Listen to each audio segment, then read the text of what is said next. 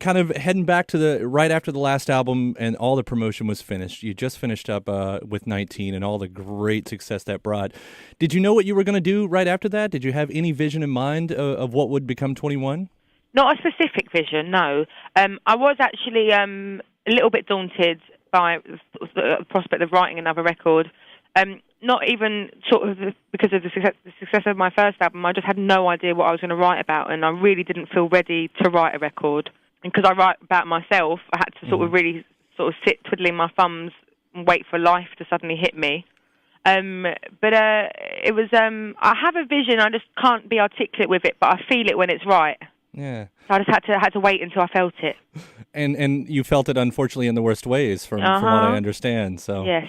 What happened there, if you don't mind going into it? It was just the most amazing, brilliant, breathtaking relationship ever, and it went rubbish. That's pretty much it. No, it was devastating. It was more intense than my first relationship because it was my first like uber super grown up relationship, but we just fell out of love. There wasn't anything to blame it on. I found that more devastating than being like, yeah, well, you fucked another girl.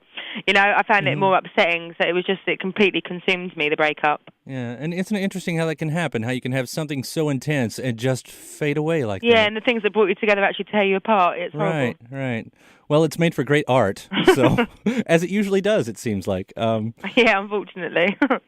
Besides the originals on here, you've chosen to cover a few as well, and yes. I think one of the biggest newsmakers is you pulled out The Cure. What was the idea behind that one? Well, originally my cover, because I wanted to do a cover because I was so overwhelmed and like pleased with the sort of reception that Make You Feel My Love on the first album got. But I wanted to try and do it again, and I also love the challenge of doing a cover because I think you've either got to make it better than the original or make a completely new song out of it, like, you know, change it production-wise. And originally it was Never Tear Us Apart by In Excess. It's one of my favourite songs, and Michael Hutchins got one of my favourite voices ever, and I just thought I was totally in love with the song, you know, for like 11 years. And then we were recording it. It turned out I'm nowhere near as in love with the song as I thought I was, and I did not believe a single word I was singing when I was singing it. When In Excess are doing it, it's like, you know, I'm on my knees crying, going like, oh my God, they're totally in my head right now. But so that didn't work. And then it was Rick Rubin's idea to do Love Song by The Cure, and it was just very, very relevant at that moment in time because I was really missing home, and the lyrics and that just went straight through me. The first single, Rolling in the Deep, it's a monster. Is that a good thing? Yeah, it's a great thing. Oh, good. Okay, good. I mean, I think there was a lot of people out there who, you know, was hoping for something huge and very big expectations for this. But for the size of what Rolling in the Deep sounds like, I mean, did you know, how, I mean, did you know you had a hit on your hand when this was done? No, I didn't. I thought it'd actually be the complete opposite. I thought it would sort of be a bit more of like a tastemaker thing. I thought it would be like a viral internet blog thing. And it's completely surpassed, it's like my expectation. Even here, like I only arrived back in America yesterday, and then I've been hearing things about all the radio and stuff like that here, and it's incredible, and it's like number one all over Europe. It's it really was. It was really important to me that I like made it the lead track, just because it was like, you know, this record is very different to the first album, and I think that's, you know, completely like personified with Rolling in the Deep, and it was just I don't know why, I had to go with my gut feeling that was the first song that I was to kind of put out there, and the response to it is truly took my breath away. Yeah, and it has gone viral though. I mean, you made this amazing video, beautiful video. What video are you talking about? The black and white one or the video? Actually, yeah, I'm talking about the video with that one. Oh, okay, right. Yeah, no, sorry, me and my friend Lauren did the black and white one, gotcha. Studio footage.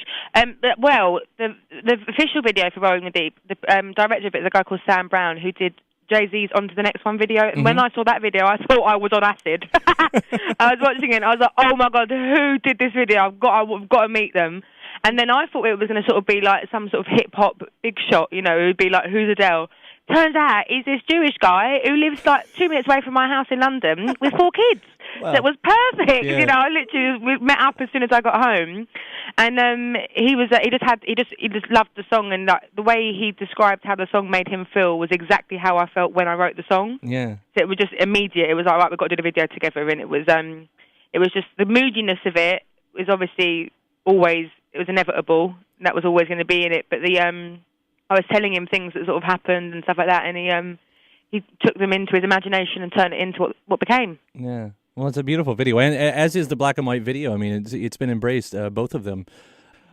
Did you? It also has a great remix, "Rolling in the Deep." Did you present that to Jamie from the XX, or did he run with that himself? Well, with the same label, so it was just sort of happened. He had my new music before it was out, on the same label and stuff like that. And I'm their biggest fan, and they're fans of me, and it just sort of happened.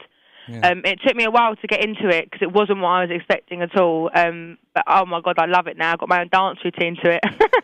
Do you like to hear your songs like that?